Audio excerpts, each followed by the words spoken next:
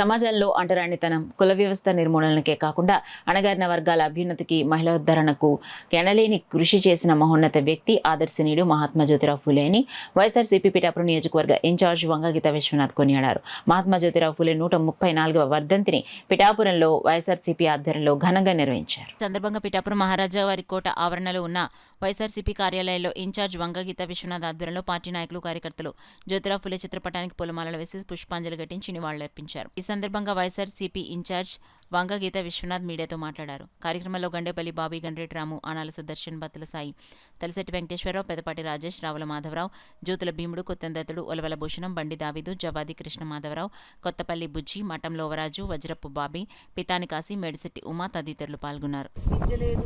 వాడికి అంటరానితనం, అవిద్య, సాంప్రదాయాలు, మూఢనమ్మకాలు, పెత్తందారీ వ్యవస్థలు, ఇటువంటి పరిస్థితుల్లో వారు అక్క సమాజాన్ని చూసి సమాజం కోసం వారు ఎంతో కృషి చేయడం జరిగింది. బాబాసాహెబ్ అంబేద్కర్ గారికి కూడా ఆదర్శప్రాయులు ఎవరంటే బాబా పూలే. మరి బాబా గారి పూలే గారి సతీమణి సావిత్రిబా పూలే, ఆమె మొట్టమొదటి టీచర్.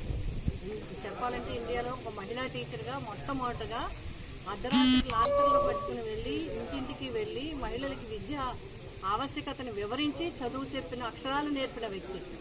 ఎన్నో కష్టాలను అనుభవించింది, ఎన్నో బాధలను అనుభవించింది, ఎన్నో ఇబ్బందులను అనుభవించి కూడా వాటిని అధిగమించి ఈ సమాజం వెలుగులోకి తీసుకురావడానికి, ముఖ్యంగా అట్టడుగు వర్గాలు అందరూ కూడా పైకి రావడానికి, ఈరోజు ప్రశ్నించే స్థాయికి, ఈరోజు ఉద్యోగాలు చేసే స్థాయికి, ఈరోజు సమాజంలో అన్ని వర్గాలతో సమానంగా అట్టడుగు వర్గాలు అందరూ రావడానికి అవకాశం ఇచ్చిన వ్యక్తులు వాళ్ళు. కాబట్టి వైఎస్ఆర్సీపీ పార్టీ పిఠాపురం నియోజకవర్గం తరఫున మా అందరి తరఫున జరుగుతుంది. ఈ సందర్భంగా బాబా పూలే గారికి మేము నివాళులు అర్పిస్తూ, ఆయన ఏదైతే అన్నారు, ప్రభుత్వం ఏదైతే, నిజమైన ప్రభుత్వం ఎవరంటే అందరినీ సమానంగా చూసే ప్రభుత్వం, తప్పు చేసేవారు ఎవరైనా సరే శిక్షించే ప్రభుత్వమే నిజమైన ప్రభుత్వం అని చెప్పారు. ఆ విధంగా ఈ ప్రభుత్వం కూడా తప్పుడు ప్రచారం చేసిన వాళ్ళు, ఏ పార్టీ వాళ్ళైనా సరే మీరు చర్యలు తీసుకుంటే అది నిజమైన పరిపాలన అవుతుంది.